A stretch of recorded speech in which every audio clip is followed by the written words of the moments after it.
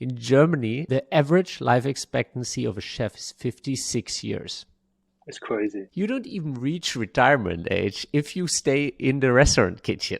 What's the point of, saving for your retirement? Nobody ever told me, yeah, you can become a private chef. It seems to be almost a secret. Premier League footballer, every, higher class businessman, everyone has private chefs. It just seems to be the new craze, which is great for us. Welcome to the Private Chef podcast, serving the 1%. I'm your host, Hannes Henche, and on our show we speak to the best chefs, how they honed in on their skills to excel in the industry, and what it takes to work as a private chef for some of the most exclusive clients in the world.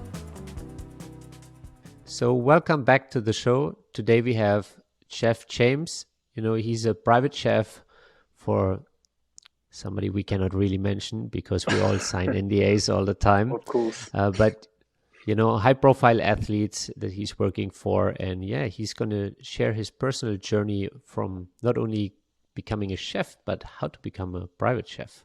So welcome to the show, James. No, I appreciate it. Thank you for having me. Thank you.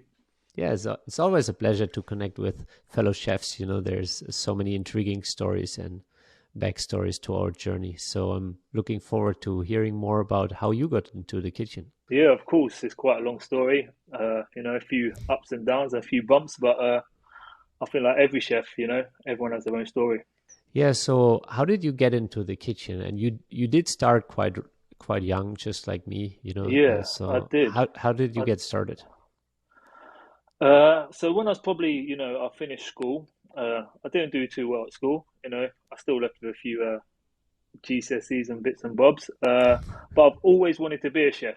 So I'd say from the age of 17, I enjoyed cooking. I enjoyed following recipes from books. And I saw there was, a local country pub not far from me down in London. I went for the job. It was like a trainee job. And I remember they phoned me back and I was like, yep, fantastic, you got the job. So I was like, oh, really happy.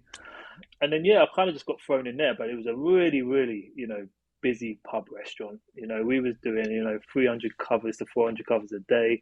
So I was literally like thrown in the deep end. Very, very small kitchen. But you know what? I learned so much there, worked with some fantastic chefs. And it's kind of the foundation, really. You get to learn everything, but you have to learn very fast because everything was just so fast paced. So it's a great place to start, great foundation. And then from there, just move on up. Did that feel overwhelming to you, like being thrown on the deep end on the pool and kind of like, I'm sure you got the station almost right away, barely trained for it. And then just like, here you go, man, figure it out. Yeah, I think that's how it kind of started. I was always interested with food. So I was cooking at home from the age of like 16. And I did actually learn a lot by myself. I knew, all the herbs and ingredients and kind of what tasted well. So it wasn't too hard for me, which I was quite shocked. I thought I was going to go in and, totally fall flat on my face. But I really enjoyed it. I enjoyed the busyness, the heat, the shouting, the screaming. It was a really crazy environment. And I felt like I was at home for the first time. I do remember it like it was yesterday. But I was there. I stayed there for about, 2 to 3 years. So I must have enjoyed it. And then from the Countryman Inn down in London, I got an offer to work at a Rosette golf club, which is called Manning's Heath, a part of the exclusive chain. They got some fantastic hotels. Loads of them got Michelin Stars. So I thought if I start in one of the small places, maybe it's a good foundation, to build my way up. So yeah, I worked there for about a year as well. Again, it totally changed. I went in there very confident. I went in as a CDP. And again, worked my way up to sous-chef level. I was probably about 19 years old. And then I kind of got a chance to work in one of the Michelin Star restaurants, which was Pennyhill Park. They had 2 stars at the time. And that was a total different environment. I was, I went, from country pub to like a golf club. And I thought I was, amazing chef, very cocky, young. And it kind of hit me hard. It did. The whole Michelin Star game is just totally different. Whatever I thought I knew, you had to leave behind because it was so different. Yes, I worked with Michael Wignall there, a really, really good quite a famous chef in the UK. Worked with him there for several years. I just learned so much there. You know, my whole cooking technique changed, how you cook things, the time it takes. You know, you could be prepping, you know, one item for, you know, 3 hours. So yeah, it's a different experience. Very, very intriguing. That's definitely the crazy part about some of the Michelin star dishes, because you have like a team of people working on a single dish for It's each true. item, multiple hours, and then sometimes you come into the private staff world and people are like, yeah, can you recreate this dish? I'm like, yeah, but then you won't get Of anything course. else today. Like that's like the only thing I can do for you I today. totally understand where you're coming from. Yeah, I've had a few things like yeah, you know, I want Michelin star food every night. I was like, wow, you know, it takes normally a team of 15 chefs, you know, prepping each part of the dish. You know, but as chefs, you know, we always try our best and we always kind of make it work. Yeah, but from there, I kind of really got intrigued about, you know, how food works for your body, and you know how we process it. So I kind of, you know, studying a bit of nutrition on the side of doing my crazy 16-hour days, work alongside some animal head chefs. But no, it was really really cool, and the whole nutrition side kind of came about. There wasn't many people kind of doing the whole nutrition thing. It wasn't really big at that time, but I was really into my gym. I wanted to know how food works, and I kind of just dived into it. Yeah, what got you hooked on the nutritional part? Because that's it's at least originally it wasn't such a thing for chefs. I remember 20 No, years it ago wasn't. I asked my boss, how could I make a difference, for a good career? And I was like a Yeah, teenager back then, and he was like, of course, you should dive into specialized nutrition and stuff. And I was like, that doesn't sound appealing to me. But now of I course. am fully dialed in on it, and Yeah. I'm curious how you went there. So I was always, you know, in the gym all the time, in between my split shifts, stuff like that. And I've always loved food. So, you know, I kind of felt like I reached a peak in my career as a chef. You know, I knew how to cook. I knew the foundations, the fundamentals. So I thought, you know, let's look at something else. You know, go for a change. Uh, you know, working for years at a higher pace, you know, Michelin restaurant, you kind of look for, you know, not ways out, but, you know, other avenues to explore. Yeah. So I dived into nutrition, you know, done a few little courses, nothing too big. And then I saw a job come up in Manchester for the head chef for Team GB, the cycling team. Yep. So I was really intrigued by it. I thought, you know, I know how to cook. I know nothing about nutrition. The salary was absolute awful. It was dire. But I thought, you know what? If I want to get my foot through the door and try something new, I'm just going to jump in. And I actually landed the role, which I was really super surprised. Uh, and that's how the whole nutrition foundation started. I was with Team GB cycling team for about 3 years, 4 years.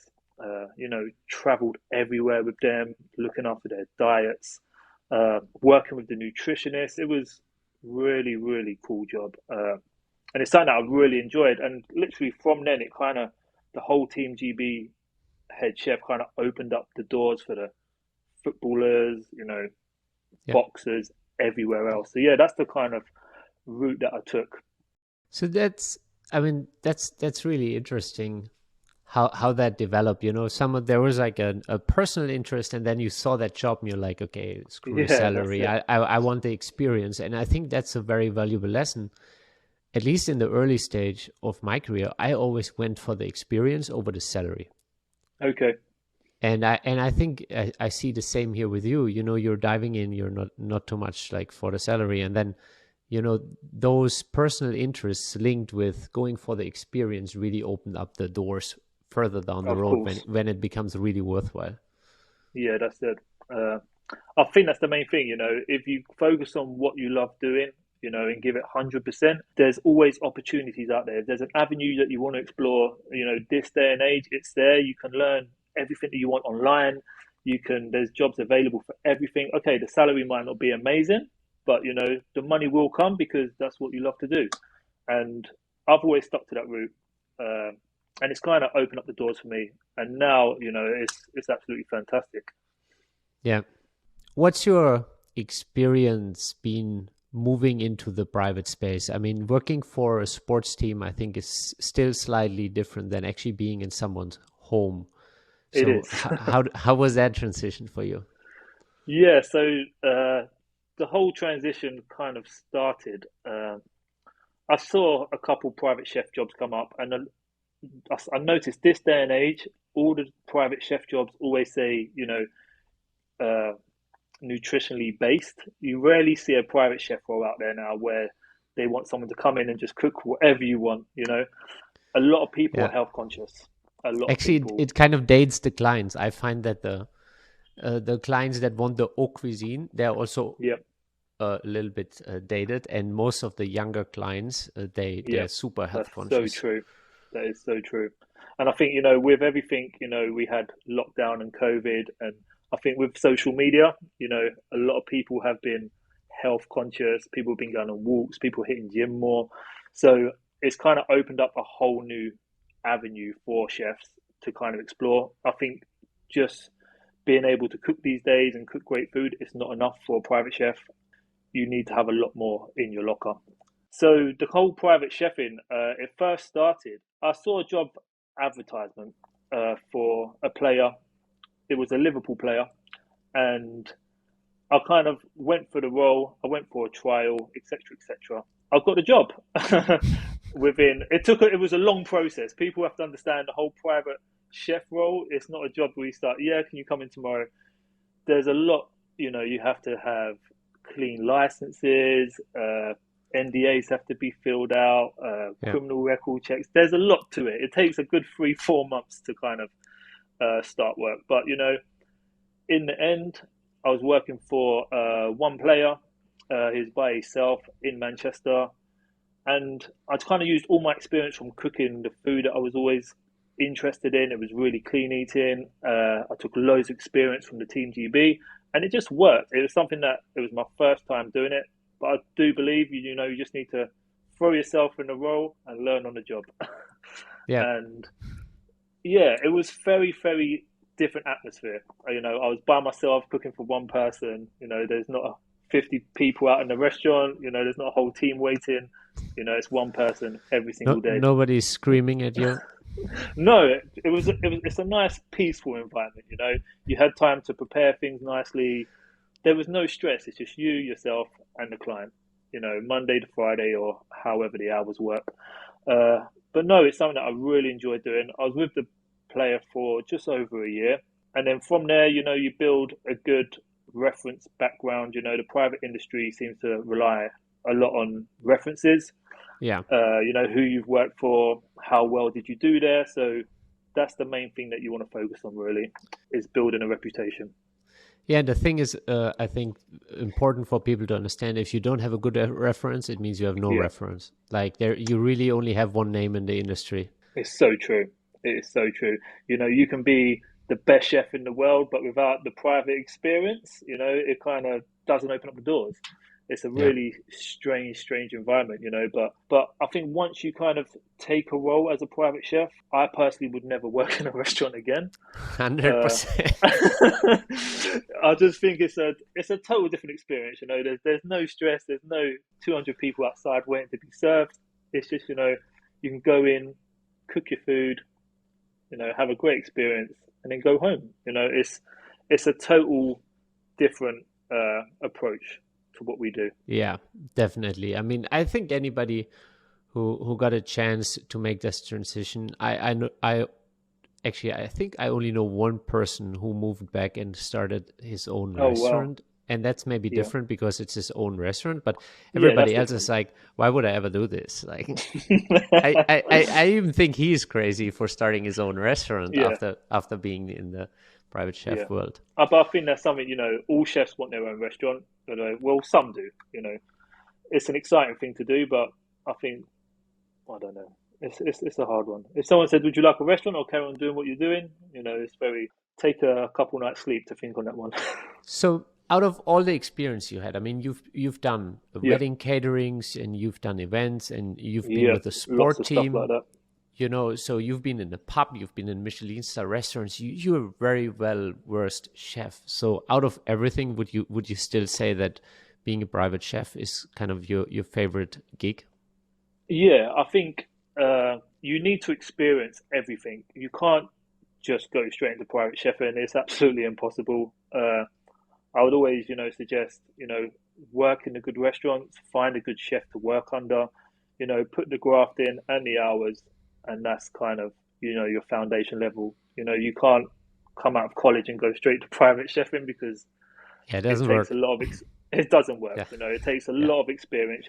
Because you get your client that say, "Oh, James, I really fancy something," blah blah blah, and you just have to pull it out of thin air. That's what private chefing is all about.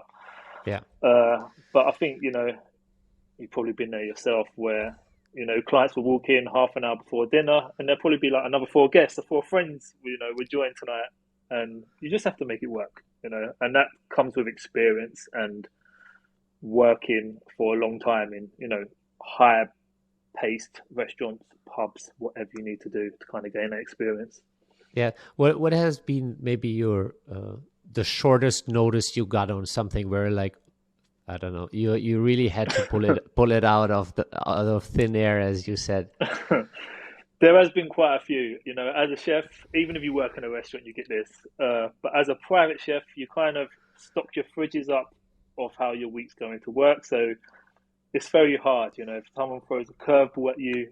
But I've had four friends turn up within half an hour. So I've set the table, everything's kind of ready to go, waiting for the family to come back. And they're like, "Oh, we've got four friends with us tonight."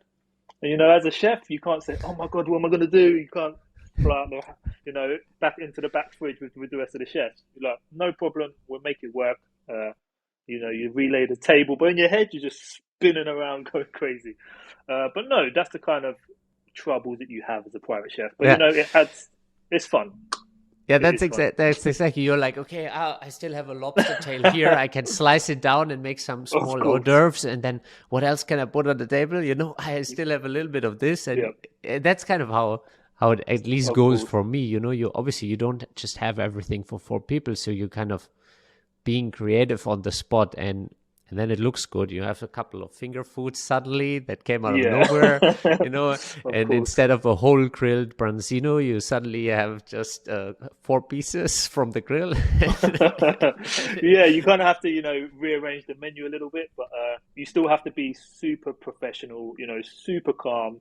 The last thing people want to see, working for, a high networking person is, you've just gone straight back into pub mode when you was 18 and you're flying around, throwing pants on. So it's a fun experience, Yeah, you know. I think that's an important one to point out. In order to get those jobs, you need to really earn your ranks, Of and course. that comes with a lot of experience, and It, it, just it does. yeah, just like you, I went through the different branches, and I went for like global Formula One catering, and Oh, there was a great. very high pace and volume, but Yeah. still on a very high level, and timely. And once you've done those things, people will look at your resume and like, okay, they got it. Like that, we can throw stuff at them. Yeah, so yeah, private chefing does have its, ups and downs, but it's a great career, and for younger chefs that are training in kitchens now, there is a great career in chefing. You're not just stuck in a restaurant for the rest of your life, or, working in a pub. I know private chefs that are earning more than doctors and, scientists.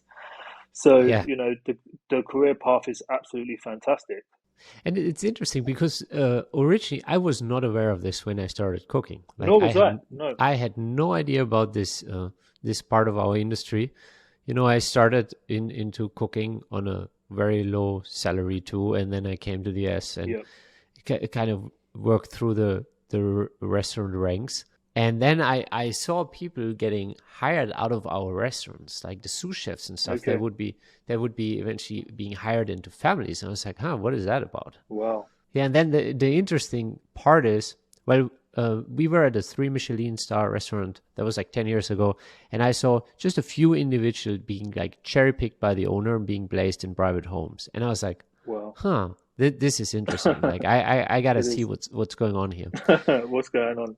And it completely changed the trajectory of my career to start working for private individuals. I've noticed that myself. When I first started, I never knew nothing about private chefing. Probably only the last 10 years, I'd say. Yeah, Uh, but same here. it's a really big craze now, though. It is, every Premier League footballer or every, higher class businessman, everyone has private chefs. It just seems to be the new craze. It really does, which is great for us. Well, it is, and actually, originally I thought the industry is small, and it might be small compared to other things, but it's actually Yeah, not this small. Like I'm not sure, where the economy is right now, but you usually have around 2.5 to 3,000 billionaires in the world. Every yeah, every one of those definitely has a private chef, and then you have a of lot of course. pro athletes.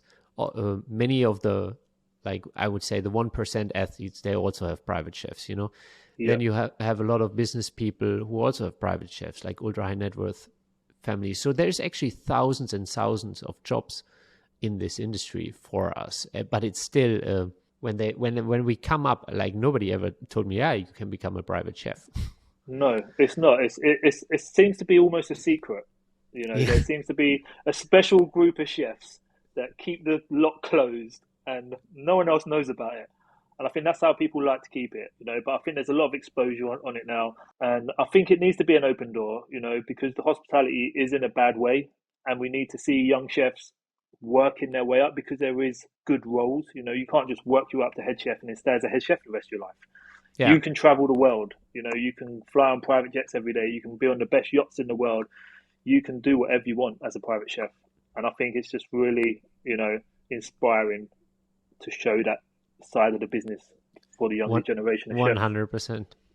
You know what drove me out of the restaurant kitchen too is a statistic that I read and I try to find a similar statistic for the US, but in Germany, that's where I'm from, the average life expectancy of a chef is 56 years. It's crazy. Like, you don't even reach retirement age if you stay in the restaurant kitchen. What's the point of, saving for your retirement? Because I think that's the other part of the business. It's a lot of stress at a high senior level as a head chef or even sous chefs. So much pressure is put on you. So yeah, I think the whole mental health stage and looking after yourself needs to be addressed. So how do you think that's going to play out for the restaurant industry? Because I mean, those statistics are out there, and in the US too, you're shaving like 7 to 10 years of the life expectancy just by Of being a course. chef. And I'm sure it's the same in the UK. And I think a lot of it is based on just the stress, because stress basically turns off your immune system. So Yeah, if you it live does. in that state constantly, and that's just, there is no wonder we cut our lives short by 20 years. Yeah, I think a lot of it is the nutrition side of things. When you're a chef and you're working 16-hour days, I remember myself, we used to eat absolute junk. Sometimes Yeah, you would go six, 100%. you'd go, 12 to 14 hours a day eating nothing. I still have that now. I have to remember still to eat because it's kind of built into my system from doing it for so long. The nutrition side for chefs need to start, looking after themselves a little bit more, Yeah. having nice breaks where we can sit down together and, have a meal and, keep hydrated because a lot of the time, it's coffee, Red Bulls, and, just junk food. That's what chefs eat. This is our diet. If Yeah. you carry on eating like this, you're just going to have a crash. I remember when I first started working in Michelin Star restaurants, and then people would ask me, so does it mean you only eat like really nice food now? I'm like, no, I come home at like 1 a.m. and I make a pizza in the oven, like a That's frozen me. pizza. Literally, my go-to was beans on toast for maybe 10 years. I'd come home and I'd get some 2 slices of toast, throw some beans on, maybe a bit of cheese if I had some in the fridge. And that was it, and then live off Red Bulls, for the rest of the week. It was just a crazy, crazy environment. But, chefs need to start looking after themselves, think about nutrition, and there needs to be more exposure, I think, on that side of the business. Definitely. So what helped you to reconsider on the diet? Because for me, it was like literally my body telling me I got like Yeah. a stomach problem, and I had to go into a little bit of treatment there. And I was like, okay, I gotta probably change something here. This is Of the course. body is clearly trying to tell me something. my appendix burst actually. I was on service. I remember I woke up in the morning.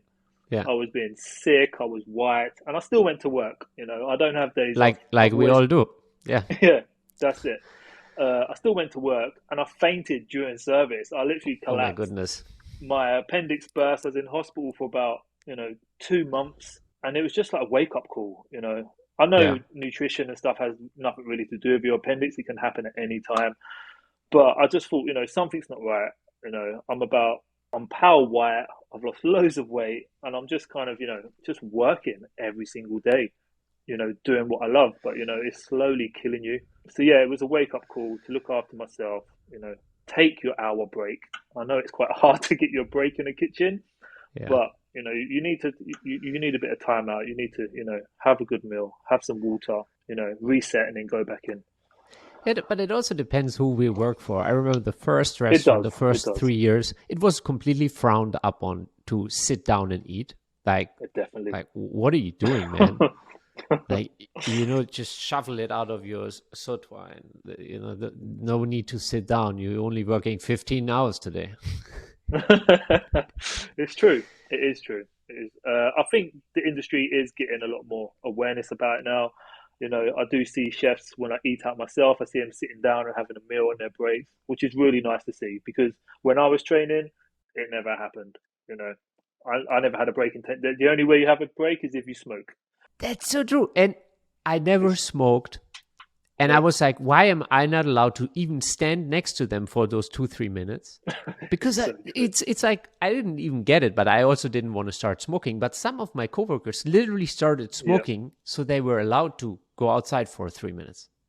it's crazy. I was the same. I smoked between the age of maybe 20 and I don't know, maybe for like 3, 4 years. It was the only time you get a break. Even if you stand out and just hold the cigarette, at least you're still getting your, 5 minutes of fresh air. The kitchens were so hot, you just want to feel some fresh air. But yeah, it is a crazy environment. It really is. I should have done that. Just getting like a fake cigarette. Yeah, just Just hold it and stand there in the corner. definitely. So, what's your personal wellness program right now? How do you take care of yourself during the day? Also, kind of knowing how dialed in you are from a Yeah. nutrition and professional athlete standpoint. How do you take care of yourself? So I do a lot of juicing. I really recommend fresh juice. Buy yourself a juicer. I know that it's really expensive, but you can pick one up on Amazon for maybe, I don't know, £150. I think the expensive is keeping juicing. It The is. the juicer It is. itself is fine. But juicing is absolutely phenomenal. In the morning, I know that I can, throw some apples in, some celery, cucumber, a little bit of spirulina or something like that, and it's just on the go. So I do a lot of juicing. I do a lot of juicing for my clients as well, and I always have a break. So I'll come in and I do lunch, and then I have a break for a few hours, and then go back and do dinner, which is really nice for me. I can come home, I can have something to eat, have an hour, just relax, and then go back to work. So, in that time, I'll grab some food, grab a shake. It's a different environment, it really is. But even, for chefs that are busy, grabbing a juice in the morning, having some overnight oats in the fridge, with peanut butter and banana. It's something you can do the night before. It takes 2 seconds, wake up in the morning, do that, slow releasing carbs, and you're good to go. So it's just a few little habits that you need to put in place, just to look after yourself. And I mean, people, I love oats. I've always loved oats, and Yeah, oats are so healthy. It's incredible. If they are. They are. for at least for people who can digest them well, there's some people who might have issues, but overall, it's just powerful, and beans too. So you mentioned that you love beans. So eating beans, legumes, Yeah, those kind of things, they're fantastic. they're really good for your diet. So how do you, and that's a discussion I often have with one of the tennis coaches from one of the family. He's always optimizing for performance on his Okay. diet, and Yeah, I come usually a little bit more from kind of the longevity and wellness standpoint myself, at least on my personal diet. And he's always like, oh, but Hannes, I cannot have that diet. And I'm like, you're optimizing for something else. You want peak yeah, performance. definitely. I just want personal longevity, and I want to feel well until like 100, and then I just fall straight in the box, And Feeling good. yeah, I want to fall in the box as healthy as I can, feeling great and being vital. Yeah. That's my goal, just to keep that up. I don't want to just like become a pumpkin for 20 years of my life. No, I But totally agree. how do you dial in on a peak performance diet for your players? So we kind of have a discussion. A lot more players are stricter than others. I've been with some players that are just like, I don't care, just feed me. I train 3 times a day. I just need something to eat. And then I work with other players, who have been, they want to know what they're eating. They want to know, what's the benefits of that. So we kind of just work out a menu. I kind of always throw in fresh juices, stuff that you can grab in the morning, like the overnight oats, which are fantastic. Even healthy snacks. I've had a lot of players that are, these are just athletes, they're normal people. They still have sweet tooth, they still have sugar cravings, they still like Massive. salty food and burgers. So it's kind of finding a way, Yeah. to incorporate some good habits and some different options for them. Uh, so yeah, most of it is all to personal preferences. But all I would do is, I totally recommend organic food, organic fruit, veg. It's just very clean. Use locally sourced produce. It's not traveling, 5,000 miles for an apple from Argentina to come to the UK. There's apples, 10 miles away, which are just as good. So yeah, it's kind of just working with the athletes, how many games they have on, what they're looking to do this week. Working with the right carbs. Instead of chips and white bread, we do wholemeal sourdough, which is freshly made, and change it to beans and pulses. There's different alternatives for bad options. Do you get any feedback from the team? Like, is there a nutritionist team around the actual team of the players, or are you more dialed in with the player himself? So I kind of do a bit of both. Sometimes I speak to the nutritionist. We just have a discussion about how many games the player has, what he recommends I should be, adding this week, and carb levels and protein levels. So, we've got 2 games this weekend. So, we've been stacking up on carbs, so he has a Yeah. lot more energy for when he's training. But yeah, that's kind of how it works on that side with the club nutritionist. But most of the times, I am left to my own free will, Yeah. which is nice for me. But it is also good to speak to the nutritionist, because these guys this is what they do. They don't have to worry about cooking food. They just worry about the nutrition and the science of food. So it's really good to, tap into them sometimes and get a little bit of what they're doing as well. So no, it's really cool. Yeah, we sometimes we have sessions where we get some. I mean, we Yeah, have a little bit of a team we had in the past, from doctors to nutritionists, and then we dial in as a team and kind of go forward whatever the target is right now. yeah. I think it's so cool, because these guys, some nutritionists that I work for, like the Team GB guys, these are leading nutritionists of what they do. And, it rubs off on you as a chef. You can learn more and, just always keep your ears open. I absolutely love it. When I'm in these meetings, my ears are just pricked up and I'm taking everything in. I've got my little notepad out. I'm the only one. Yeah. So, no, it's a really cool part of the job, and I'm really, really interested in that. So, I actually love this part of the job, like being dialed yeah, into it's kind of the functionality of the food and what it does for us, and what it can do in the long term. Like I mean, I think what most people miss, it's so obvious that people don't see it. It's that our body is literally built by the food we eat. it is. A- It is. And for me, being a chef originally, that concept sounded rather distant and wild, but eventually I was like, hey, wait, this is literally my body. So It's crazy. yeah. You kind of have like a little wake up moment, You're like, wow. I actually think twice, when I'm, finish work on a Friday night and, takeaway pizza's calling me. I think, is it worth it? Yeah. No.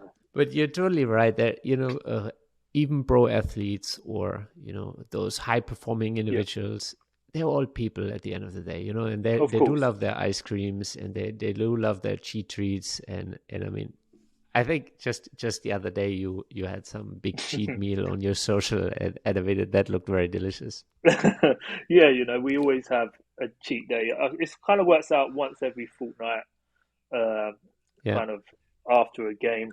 And I think, my client trains. He is like an absolute crazy athlete. He trains twice a day. Even when he comes back from training, I see him, on the cycling bike in the gym. And, these guys put a lot of work in. So, they need to have a cheat day. And when they say, James, on a cheat day, they know that I'm going to look after them. And I enjoy cheat days. I love cooking, crazy burgers, big racks of ribs, tomahawk steaks. I'm in my element. It gives me a yeah, change up, which is really cool. yeah. And actually, you have to check out Chef James' TikTok and make sure you share the right handle because the food he shares is like so mouth-watering, and it's anywhere between LinkedIn and TikTok, but definitely worthwhile checking it out. No, I appreciate that. Yeah. Yeah. So most of the, you can put a post on of like a healthy meal and, no one will even look at it. But the minute you put burgers and sticky chips and all the bad stuff, everyone's like, oh my God, I need it. Yeah, big tomahawk steaks with fries on top, foie gras, and Oh, sauce béarnaise or something, and then you always top the stuff off with caviar. I see that. yeah. Always caviar. Yeah. My client loves caviar. Even if we're doing a burger, he's like, yeah, just throw it on top. That's easy for me. So yeah, we do go for a bit of caviar, but but caviar is not, it's not a bad food group. It still contains a lot of protein, but it's not something you can eat every day, obviously, for normal people like us. Yeah, it might dilute our bank account rather quickly, but Yeah, sorry, I need to get some caviar today. I won't be paying the rent. so how do you choose your vendors? I mean, I saw you have like a really good vendor for your Kobe beef, Yep, the personal connection you probably have. yep. Yeah, for people, who are thinking how the private chefs source their ingredients, maybe you can give them a picture of how you build your network of vendors and where you get those prime ingredients. Yeah, so it does take a while. You will find some work for you. I use a shop called Unicorn, which is based in Manchester. Absolutely fantastic store. It is an organic vegan store. They are cooperative groups, so it's a group of farmers and small producers, and they fill this big shop up with, the best fruit and veg. They make all their own hummuses and loads of beans. It's just a fantastic store. That is like my core every single morning. I have a fishmonger which I use in Manchester as well. Again, fantastic. I've got a good relationship with them. Go around the back, choose the best stuff. They always keep the good stuff to the side. And then for the exotic stuff, it takes a while to find, the right people and the right connections. Kobe beef from Japan next day is quite hard to do. It took me a while to kind of, it took me a long time actually to find a good supplier. I've ordered stuff before. I thought, oh yeah, let me try this guy. He seems legit. And it's just something just totally random. A big slab of sirloin, wagyu beef. Yeah. Wasn't Kobe. So always, uh, always use like really good supplies. Look into them, get a few samples first, and just go from there. But yeah, it does take a long time. You've got to build relationships, and it's trial and error. Yeah, even in New York, it took me a bit of time to dial in the Kobe vendors because it's in the price range where most people check out. It is a hard place. When you're spending £200 on a steak, or if you're buying the whole strip loin for 1500, you know Yeah. you need to check the quality, and it's very hard to find. But there is a few good suppliers in the UK. Find out what works for you, how the delivery slots work, and then always get samples first. Yeah, this is one of the crucial parts of being a chef. And actually, one of my chefs in Spain, he always used to say, the best chef is the produce itself, in the Of sense that, course. if you go back to the best farmers with the best soil, you will get a certain level of product that you can't manipulate. Obviously, I mean, you can throw in fats and sugars and salts to kind of make it flavorful, but if the Yeah. carrot itself is, super delicious, that's the best start. No, I totally agree. The produce that I sourced really helps me with my work. You can go to a supermarket, but It's not going to be the same. Always kind of look for your local suppliers. We're quite lucky in the north of England. We have a lot of farms. There's a lot of farm shops. It takes a couple of hours in the morning to kind of travel around and get all the good stuff. But then once you've done that, you're set for the week. So always kind of use local, use organic, and find what works best for you. Yeah, that's a bit part of the hustle, is getting it all there. It's not as convenient as in the restaurant where you have your vendors dialed in and it just shows up and they drop it off. Of course. But I guess it's also rewarding because you get to build those relationships, and sometimes it's like really with the farmers and you. Yeah, of course. I think that's another part of being a private chef. You have to do the shopping. You have to make sure the fridge is filled. You're not just going there feeding people. It is a whole experience. You're laying the table, you make sure everything's nice, make sure the food's prepped and put away properly. So yeah, there is, more responsibilities to being a private chef, which maybe the clients don't see, or, other people as well. So you said something a little while ago about that it's a bit of a secret industry, so to say. But do you think that's on purpose, or it's just by the nature of it? Because, for example, without social media, you and me wouldn't really be in touch, because you would be doing your job in your estate, and I would be over here, doing my thing. And I think that's true even in the same town. It's not there's a place where we would meet. Do you think that's part of it, because everybody kind of operates in their own cell? Yeah, I think so. I think with the private industry, everything is, you have to sign an NDA before you go into a private household. You can rarely talk about your job outside of work unless you're with, your close family. So yeah, it's a very closed network. There doesn't seem to be a lot of chefs doing the private, industry at high levels. But hopefully that's something that will change. There's a lot of chefs coming through the ranks, and yeah, it is a very, very strange industry. When I first tried to break into it, I just couldn't. Have you got any experience? Have you done this? Have you done that? No, I've never been in a house before. So yeah, it was a really hard one to crack. But I knew once I got a trial, I used to say to I spoke to so many agents. There's hundreds of agents, and I said, just give me the trial, and I will do the rest.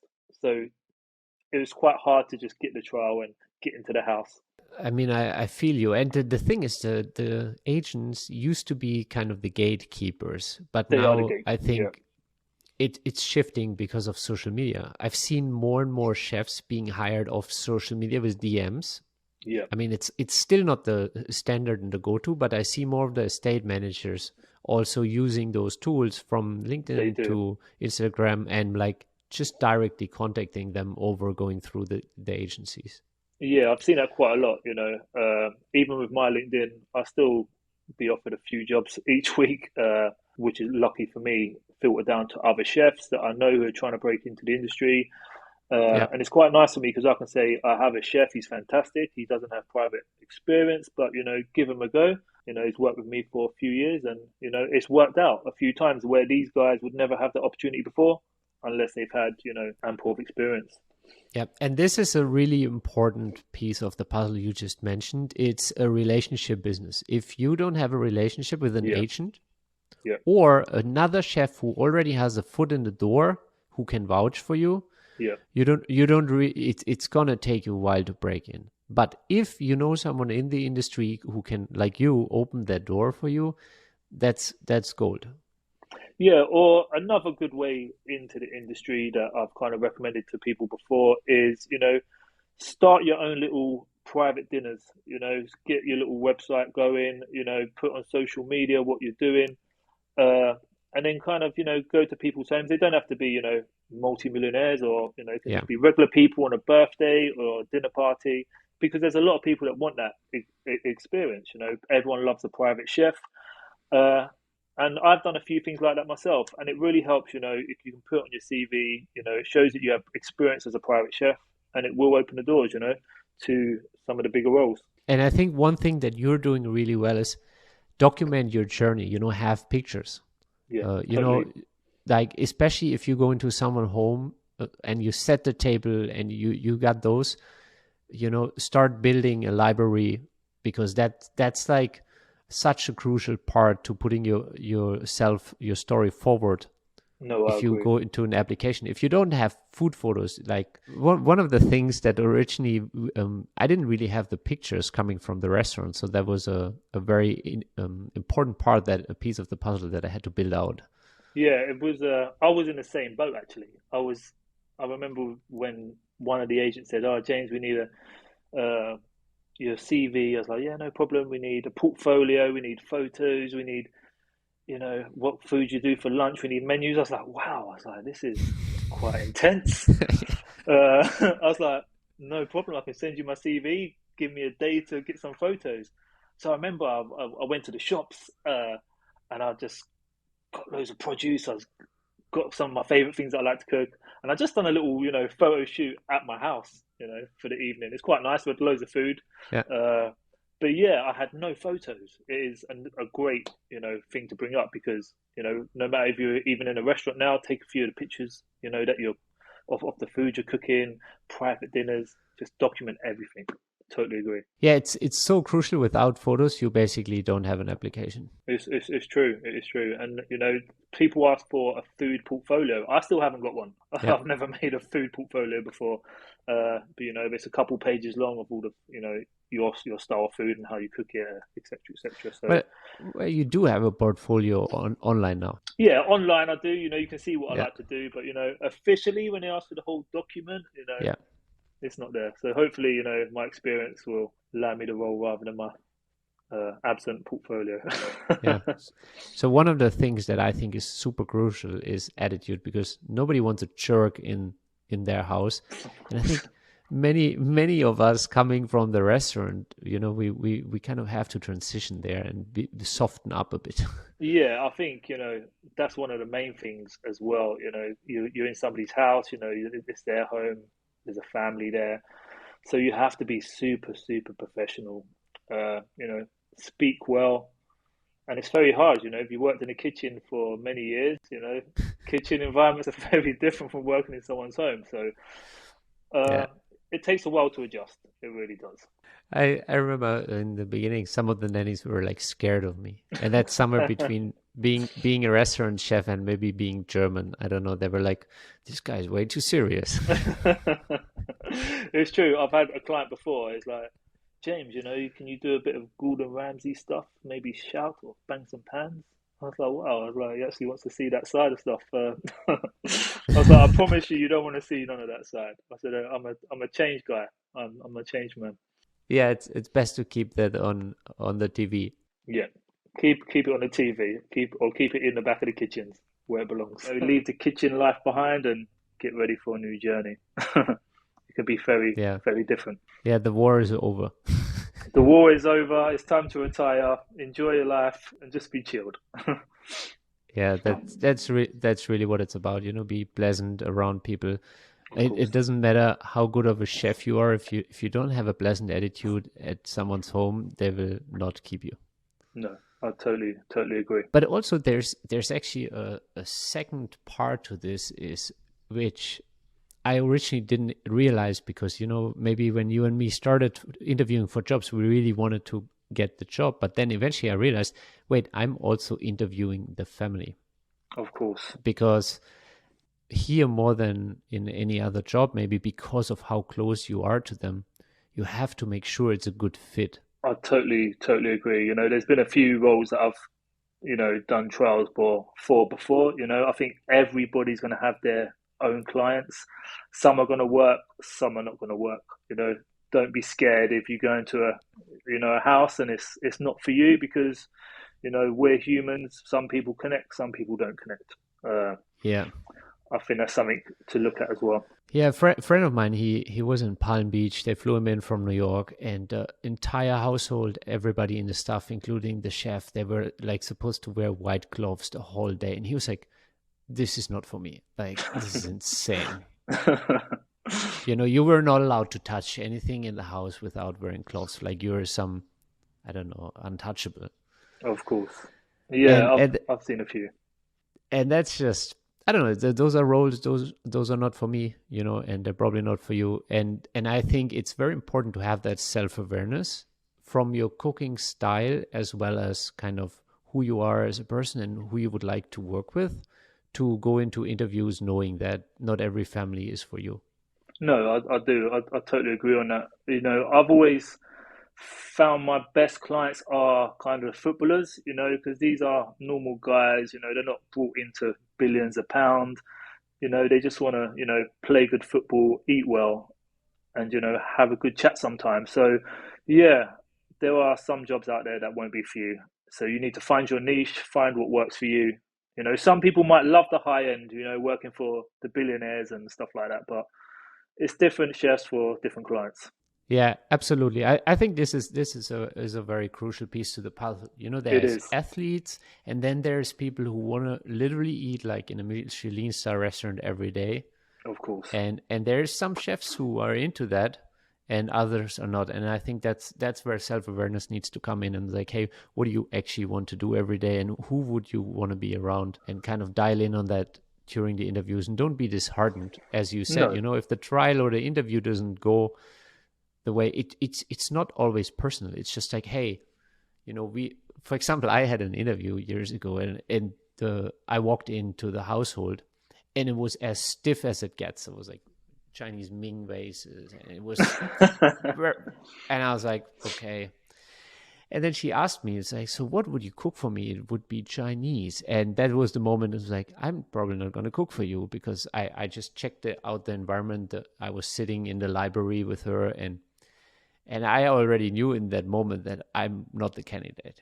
yeah, yeah. I've had a client before. I probably lasted about 3 months there. I was there, and every week he would sit me down and he'd rate my dishes. It's like Monday we give you a 7 for that one. Uh, Dinner maybe a 4. We could improve, and I was like, wow. I was like, this is like MasterChef all over. You know.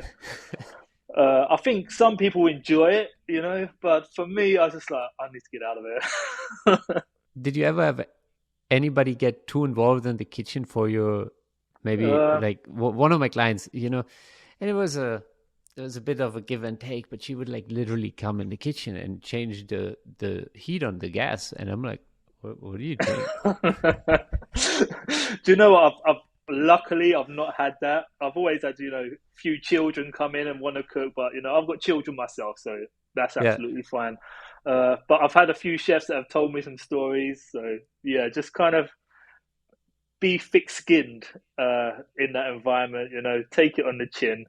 If Yeah. you're a chef and you've come from restaurants, you've been there before because you've had a head chef, so you can do Oh, it. that's well, but I think it's a slightly different, because that's a figure. Usually, ideally, Of you have a course, figure of authority who really knows his craft, of course.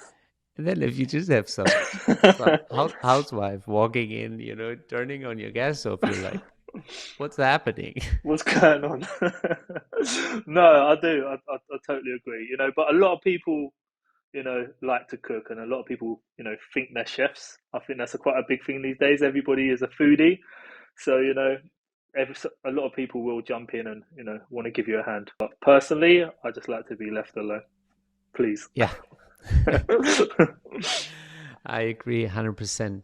So, Chef James, where can people connect with you? Where can they find you? We already mentioned that you're all over social media, but maybe you Yeah. can make sure they have the right handles and your website. Yeah, so I only use TikTok and LinkedIn. LinkedIn is Chef James, really simple, easy to find. And on TikTok, it's the High Performance Chef. There, I kind of do a lot of what I'm doing day to day, loads of kind of healthy alternatives, all the good stuff. So yeah, give me a follow. But only the tomahawk steaks get the full attention.